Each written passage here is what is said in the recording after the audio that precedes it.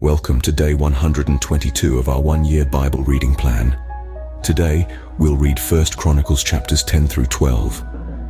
Before you begin, remember that it helps to establish a daily reading time. Begin with a short prayer, asking the Holy Spirit for wisdom and understanding. Always read for understanding and to hear from God, not just to finish today's reading. Please like, subscribe, and share this video to bless someone else. Now let's begin.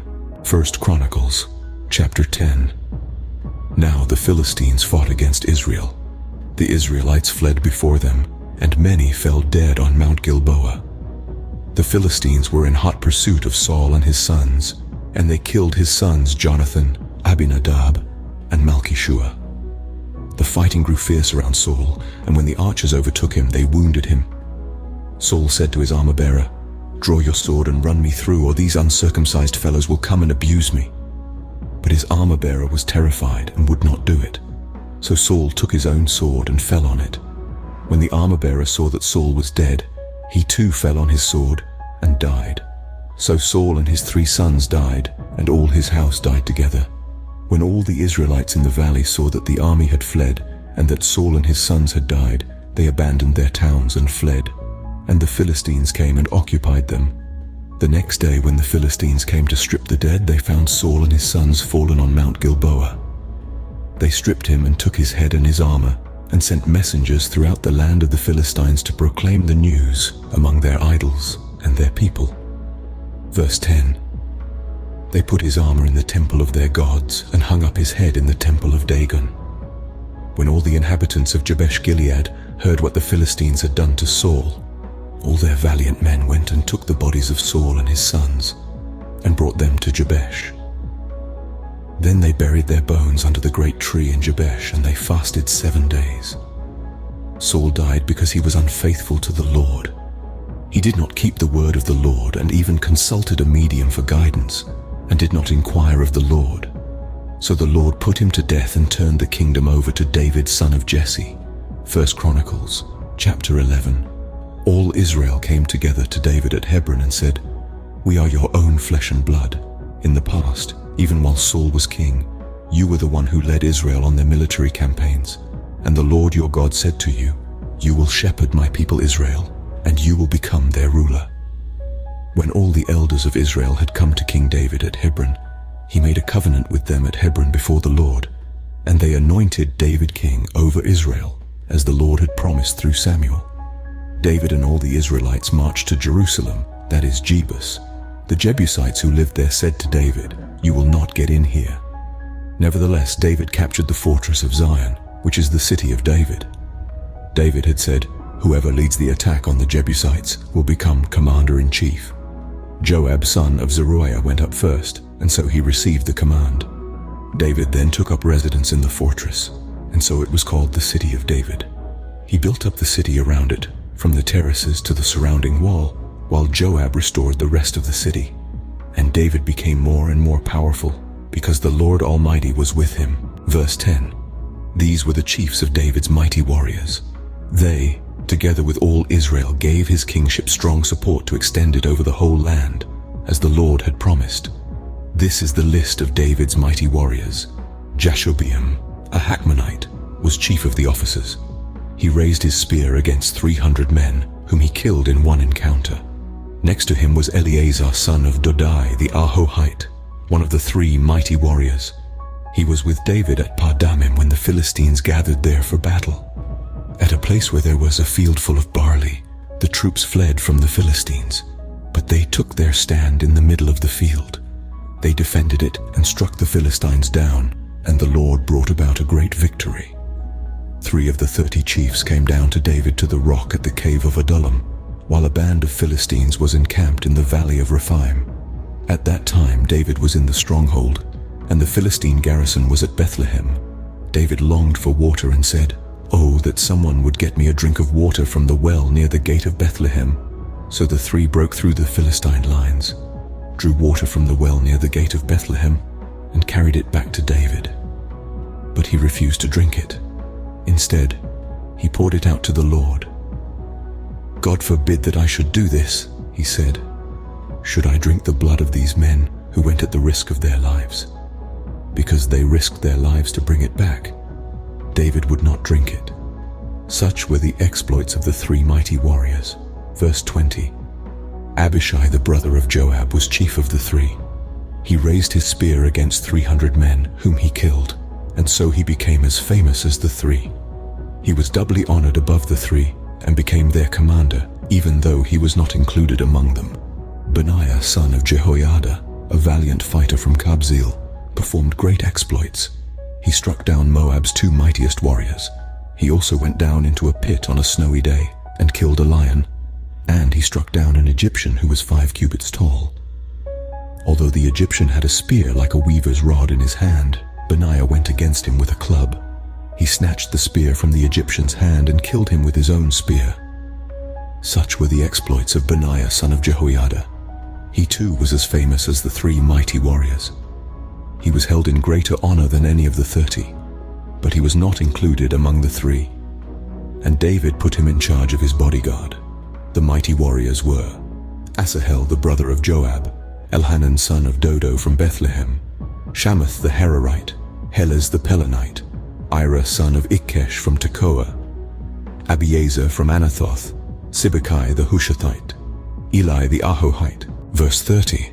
Maharai the Netophathite, Heled son of Baanah the Netophathite, Ithai son of Ribai from Gibeah in Benjamin, Benaiah the Pirathonite, Hurai from the ravines of Gash, Abiel the Arbathite, Asmaveth the Baharumite, Eliabah the Shalbanite, the sons of Hashem the Gizonite, Jonathan son of Shagi the Herorite, Ahiam son of Sakar the Herorite, Eliphal son of Ur, Hefer the Macherathite, Ahijah the Pelonite, Hezro the Carmelite, Narai son of Ezbai, Joel the brother of Nathan, Mibah son of Hagri, Zelek the Ammonite, Naharai the Berothite, the armor-bearer of Joab son of Zeruiah. Verse 40. Ira the Ithrite, Gareb the Ithrite, Uriah the Hittite, Zabad son of Alai, Adina son of Shiza the Reubenite, who was chief of the Reubenites, and the 30 with him, Hanan son of Maacah, Joshaphat the Mithnite, Uzziah the Ashterathite, Shammah and Jael the sons of Hotam the Erorite, Jediel son of Shimri, his brother Johar the Tizite,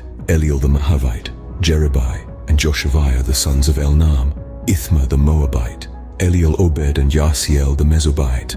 1 Chronicles chapter 12. These were the men who came to David at Ziklag while he was banished from the presence of Saul son of Kish. They were among the warriors who helped him in battle. They were armed with bows and were able to shoot arrows or to sling stones right-handed or left-handed. They were relatives of Saul from the tribe of Benjamin. Ahiezer their chief and Joash the sons of Shema the Gibeathite, Jeziel and Peleh the sons of Asmaveth, Barakah, Jehu the Anathothite, and Ishmaiah the Gibeonite, a mighty warrior among the 30, who was a leader of the 30. Jeremiah, Jahaziel, Johanan, Jozabad the Gederathite, Eluzai, Jeremoth, Bealiah, Shemariah and Shephatiah the Heraphite, Elkanah, Ishia, Azarel, Jozer, and Jashubbim the Korahites, and Joelah and Zebediah the sons of Jeroham from Gedor. Some Gadites defected to David at his stronghold in the wilderness. They were brave warriors, ready for battle and able to handle the shield and spear. Their faces were the faces of lions, and they were as swift as gazelles in the mountains. Ezer was the chief, Obadiah the second in command, Eliab the third. Verse 10. Mishmannah the fourth, Jeremiah the fifth, Attai the sixth, Eliel the seventh, Johanan the eighth, Elzabad the ninth, Jeremiah the 10th, and Machbanai the 11th. These Gadites were army commanders. The least was a match for 100, and the greatest for 1,000. It was they who crossed the Jordan in the first month when it was overflowing all its banks. And they put to flight everyone living in the valleys, to the east and to the west. Other Benjamites and some men from Judah also came to David in his stronghold. David went out to meet them and said to them, "If you have come to me in peace to help me, I am ready for you to join me. But if you have come to betray me to my enemies when my hands are free from violence, may the God of our ancestors see it and judge you." Then the Spirit came on Amasai, chief of the 30, and he said, "We are yours, David. We are with you, son of Jesse. Success, success to you, and success to those who help you, for your God will help you." So David received them and made them leaders of his raiding bands. Some of the tribe of Manasseh defected to David when he went with the Philistines to fight against Saul. He and his men did not help the Philistines because, after consultation, their rulers sent him away. They said, "It will cost us our heads if he deserts to his master Saul." Verse 20. When David went to Ziklag, these were the men of Manasseh who defected to him: Adnah, Jozabad, Jediel, Michael, Jozabad, Elihu, and Zillethai, leaders of units of 1,000 in Manasseh. They helped David against raiding bands, for all of them were brave warriors, and they were commanders in his army. Day after day men came to help David until he had a great army, like the army of God. These are the numbers of the men armed for battle who came to David at Hebron to turn Saul's kingdom over to him, as the Lord had said. From Judah, carrying shield and spear, 6,800 armed for battle. From Simeon, warriors ready for battle, 7,100. From Levi, 4,600, including Jehoiada, leader of the family of Aaron, with 3,700 men, and Zadok, a brave young warrior, with 22 officers from his family. From Benjamin, Saul's tribe, 3,000, most of whom had remained loyal to Saul's house until then. Verse 30. From Ephraim, brave warriors, famous in their own clans, 20,800. From half the tribe of Manasseh, designated by name to come and make David king, 18,000. From Issachar, men who understood the times and knew what Israel should do, 200 chiefs with all their relatives under their command. From Zebulun, experienced soldiers prepared for battle with every type of weapon, to help David with undivided loyalty, 50,000. From Naphtali, 1,000 officers, together with 37,000 men carrying shields and spears. From Dan, ready for battle, 28,600. From Asher, experienced soldiers prepared for battle, 40,000. And from east of the Jordan, from Reuben, Gad, and the half-tribe of Manasseh, armed with every type of weapon, 120,000. All these were fighting men who volunteered to serve in the ranks. They came to Hebron fully determined to make David king over all Israel. All the rest of the Israelites were also of one mind to make David king. The men spent 3 days there with David, eating and drinking, for their families had supplied provisions for them. Verse 40. Also, their neighbors from as far away as Issachar, Zebulun, and Naphtali came bringing food on donkeys, camels, mules, and oxen. There were plentiful supplies of flour, fig cakes, raisin cakes, wine, olive oil, cattle, and sheep, for there was joy in Israel. This concludes 1 Chronicles chapters 10 through 12 for day 122. We hope you are enjoying these daily videos. Remember to check the description box for links and resources. Thank you for watching. Please like, share, and subscribe. Your support helps spread God's word to reach more people on YouTube. We'll see you in the next video for our day 123 reading.